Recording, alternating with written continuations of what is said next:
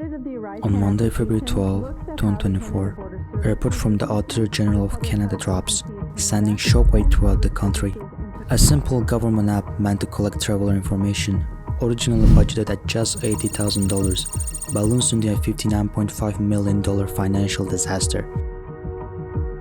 The report exposes corruption and incompetence at the highest levels. Millions of dollars in contracts were awarded without a competitive process. The same contractors who secured the deal were whining and dining public servants, whiskey tasting, lavish dinners, and more, without disclosing to their superiors. Even some public servants secured government contracts for their own companies while still in the office. The level of misconduct triggered multiple police investigations, home raids, and even suspensions. This is the story of Canada's biggest tax scandal.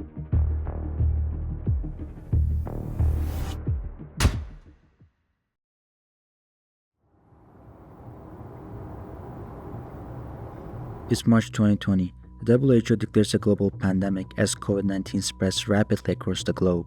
As governments worldwide scramble to contain the virus, Canada enforces a mandatory 14-day quarantine for anyone entering the country under the Quarantine Act. The Public Health Agency of Canada, responsible for managing public health responses during COVID-19, requested the Canadian Border Service Agency to collect contact and health information from travelers entering Canada. CBSA officers initially collected travelers' information using paper forms, which were later digitally scanned and sent to PHAC. Handling millions of paper documents quickly became overwhelming. The manual process was very slow and inefficient, causing delays in transferring data to PHAC and making it hard to track COVID-19 cases. To address these challenges, PHAC asked CBSA to create a digital form to collect travelers' information. Without the internal IT resources to build the app, CBSA turned to external contractors for development. This is when everything started to go wrong. In April 2020, the CBSA awarded a $2.35 million contract to GC Strategies to develop ArriveCAN through a non-competitive process. There were no written explanation why GC Strategies was chosen, or why they were the most suitable contractors. This lack of transparency would become a recurring issue. By the end of April 2020, ArriveCAN was launched to the public, available on web, iOS, and Android. It supported PHAC's quarantine enforcement efforts while reducing physical interactions at the border. However, CBSA and PHAC made a crucial mistake, one that would cost taxpayers tens of millions of dollars. During ArriveCAN's business development phase, there was no clear written plan to define each agency's responsibilities. There was no proper project management plan, set budget, or system to manage risks. As a result, the government started racking up costs quickly. Each major update to ArriveCAN cost about $2 million, while minor updates averaged around $680,000. On top of poor planning, there was a troubling level of carelessness. Around 18% of the invoices lacked any indication of whether the tasks were for ArriveCAN or unrelated IT projects. The CBSA even approved timesheets that didn't include any details about the work completed. To make the matters worse, GC Strategies allegedly forged subcontractor resumes, inflating qualifications by counting internships as full-time experiences. This deception allowed them to extract even more money from the government.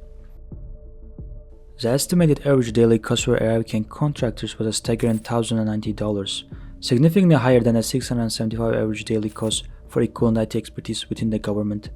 The contractors were costing the government approximately 60% more than the internal staff for similar roles. As pressure from Public Service and Procurement Canada (PSPC) grew, the CBSA was urged to adopt a competitive contracting process. In May 2022, the CBSA replaced its earlier non-competitive contract with a single competitive contract valued at $25 million. However, serious flaws in the competitive process quickly came to light. GC Strategies had helped draft the proposal requirement, creating a clear conflict of interest. They added restrictive criteria like requiring bidders to have 3 IT contracts with the Government of Canada in the past 18 months, worth over $10 million. Unsurprisingly, GC Strategies was the only bidder and once again secured the contract. For a contract of this magnitude, you would expect high standard and best practices. Instead, sticking with GC Strategies turned out to be another major mistake.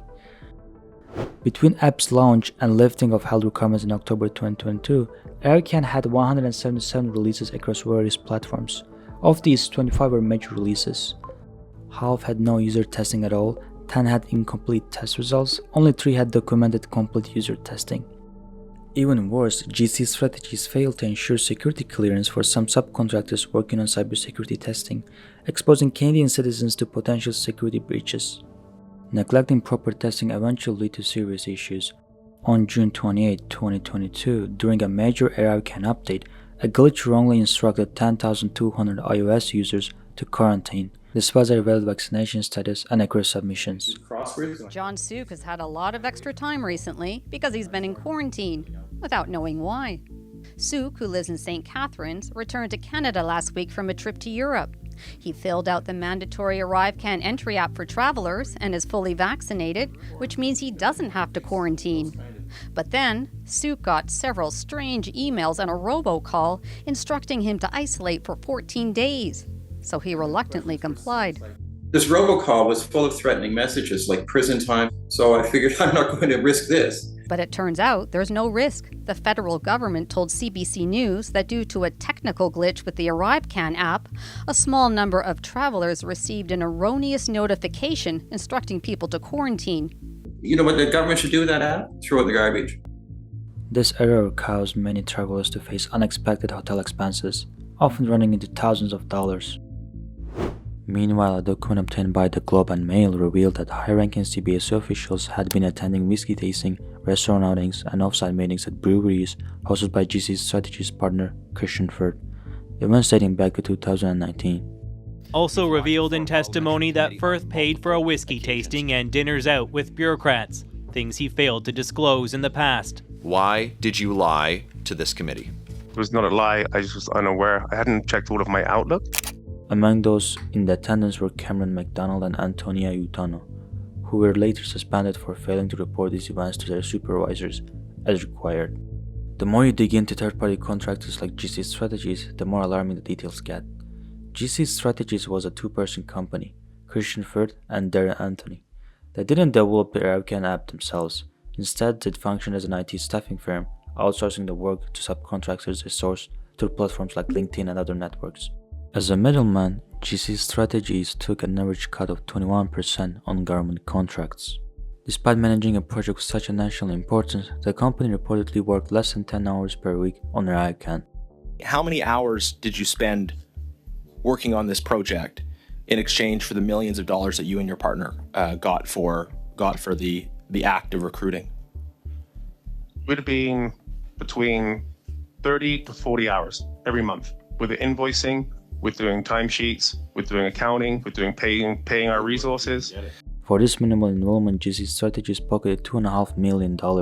Over a year, their effective rate was nearly $2,500 per hour per employee, a staggering comparison to the 33.36 average hourly rate for IT staffing employee, according to ZipRecruiter. When questioned in Parliament about their practices, Christian Firth defended their business model. It's people that are misinformed and misled are the ones who are up in arms understanding this. There's a cost of doing business, and 636 other firms have the same business processes as we do. But these practices are just tip of the iceberg. Since 2015, GC Strategies has been awarded over 140 federal contracts, totaling more than $250 million. This raises serious concern about whether these contracts were awarded fairly and transparently. The issues surrounding government contractors go beyond GC Strategies. Another key player, Delian Enterprises, was the second largest contractor awarded $7.9 million. Like GC Strategies, Delian was also a two-person company that did none of the technical work itself. And I'll ask one more time, what does your company do? What did you do absent of hire other subcontractors? Yeah, it's the normal course of action for general contractors. You can find that in any. No, what do you do other than that? Other than that, So I'm trying to get to that. When it comes to what we do, and this was asked to me in OGO as well, and so yeah, it's still confusing. Yeah, well, it happens with every company. No, this happens with your company. I'm asking about your company, sir. Okay, what does your company actually do? Yeah, every general contractor with the government, when it comes to TBIPS contracts, PS Online, TSPS, it doesn't matter. We are the general contractor and the prime contractor for the government. We hire subcontractors to do the work. So what we do is contract management, not the actual work. Instead, it outsourced everything to Coradex, an IT firm that not only shares an office with Dalian, but frequently collaborates with it through a joint venture. Dalian qualifies under the government's 5% set-aside program for indigenous-owned businesses, even though Coradex, a non-indigenous company, did all the actual work.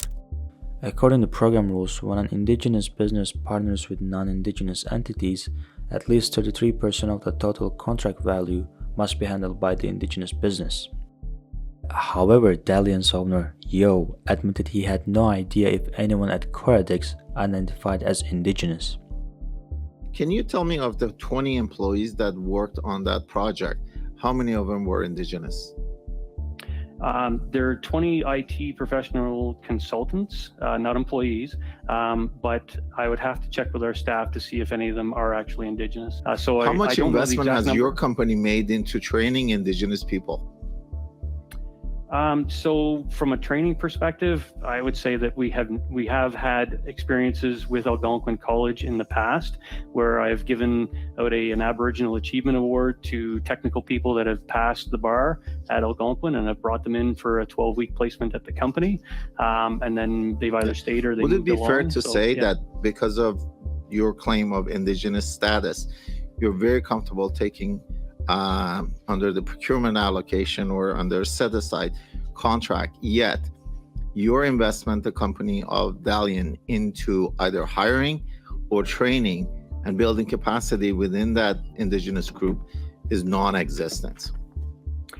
See, the PSIB and the PSAB at the time is not in there. It's not in the spirit of actually, that aspect. It's in the spirit of trying to get access to government contracts and being able to compete against bigger companies.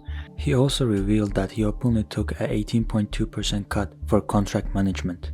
This arrangement mainly enriched a few individuals at Dalian while undermining the program's goal of supporting and empowering indigenous communities. Yo's involvement in government contracting didn't end there. On September 19, 2023, he joined the Department of National Defense (DND). The same day, Dalian secured a new contract with DND, and just months later, additional contracts worth millions followed. By policy, Yo was required to disclose any conflicts of interest within 60 days of joining the DND. Instead, he waited 165 days to file the paperwork, only doing so after being suspended amid the ArriveCAN scandal. Adding to the controversy, Yo had campaigned in the 2021 federal election as a candidate for the People's Party of Canada, PPC, a far-right party known for opposing vaccine mandates. During his campaign, he loudly criticized COVID measures and vaccine passports on social media and at conferences. Yet, at the same time, Dalian Enterprise was profiting from government contracts tied to mandatory proof of vaccine credentials (PVC), aka vaccine passports, for ArriveCAN. This revelation even shocked the PPC, whose spokesperson later admitted that Yo had never disclosed these contracts during his candidate vetting process, just as he failed to disclose his conflict of interest upon joining the DND. Both Dalian and Coradex have since been suspended from federal contracts, but not before pocketing hundreds of millions of taxpayers' dollars. From January 1, 2011 to February 2023, together they were awarded an additional 122 contracts. That's over $940 million in combined contracts funded by Canadian taxpayers. The scandal prompted the Royal Canadian Mounted Police (RCMP) to launch multiple investigations into how federal contracts were handled. These include looking into the development of the ArriveCAN app and the roles of the contractors and subcontractors involved. As COVID-19 cases declined and most people were vaccinated, the Government of Canada lifted quarantine and testing requirements in October 2022. Today, the only feature left in ArriveCAN is the optional Advanced CBSA declaration.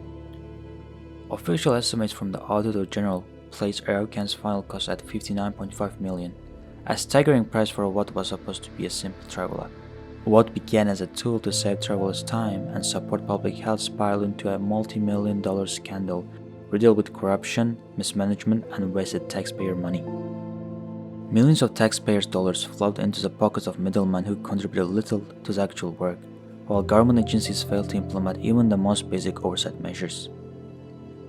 The very officials tasked with safeguarding public funds prioritize unchecked spending and political convenience over accountability and responsible governance.